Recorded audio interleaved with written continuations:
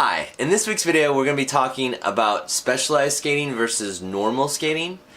And stick around to the end because I've got some exciting news I want to share with you guys.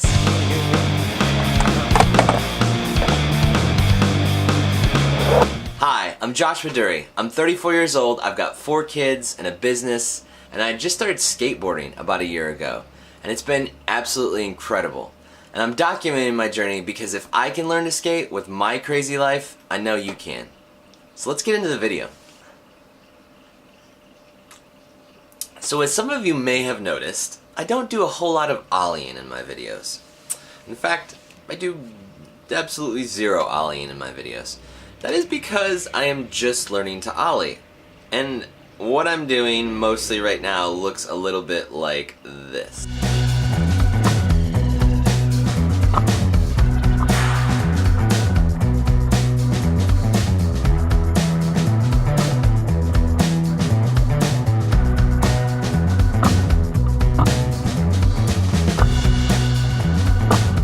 Yeah, I know, really impressive. However, everybody's got to start somewhere, and that's where I'm at. What I've spent the bulk of my time doing is more of this. You, me, you, me.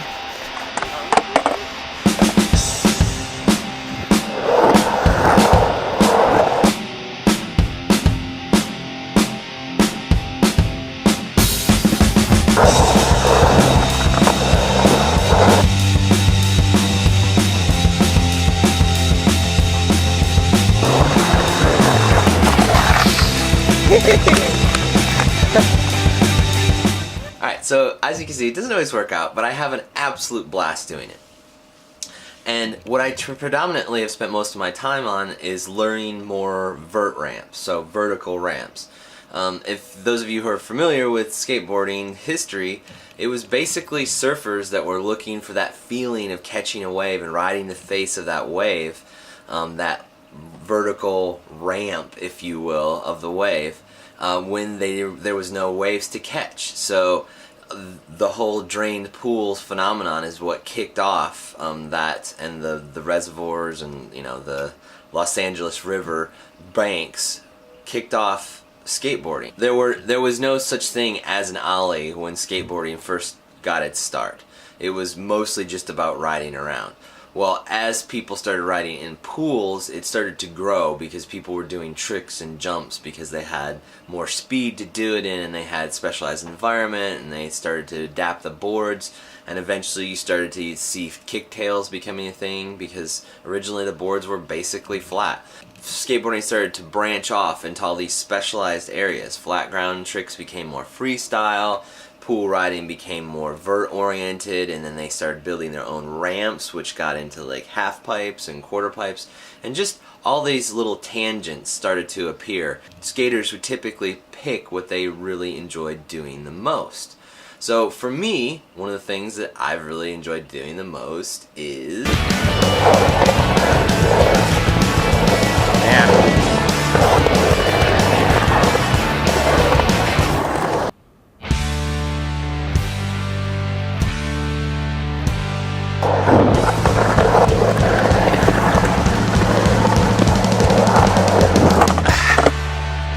So as skateboarding progressed and there was more specializations out there, skaters just naturally gravitated towards the specialization that they like. I love when people are multifaceted, and to see someone that can longboard amazingly and then come in and shred the bowl and then ollie out of the quarter pipe into 360 or just do some amazing flip tricks.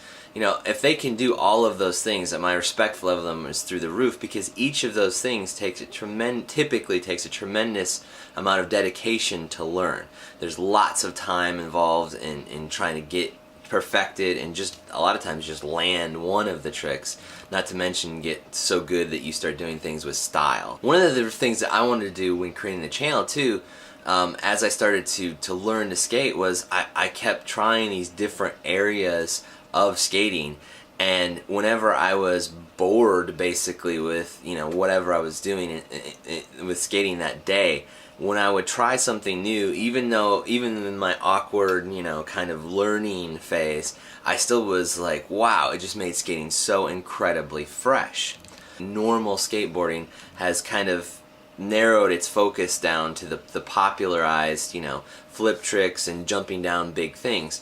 It's impressive to see somebody just jump off of this, 50 stair or whatever they're up to now. One of the things I'm trying to get across is that because of all these specializations, I think skateboarding has so many facets and so much to learn and enjoy. You don't have to have any of the talent that these guys do to just have a tremendous amount of fun doing any one of these things.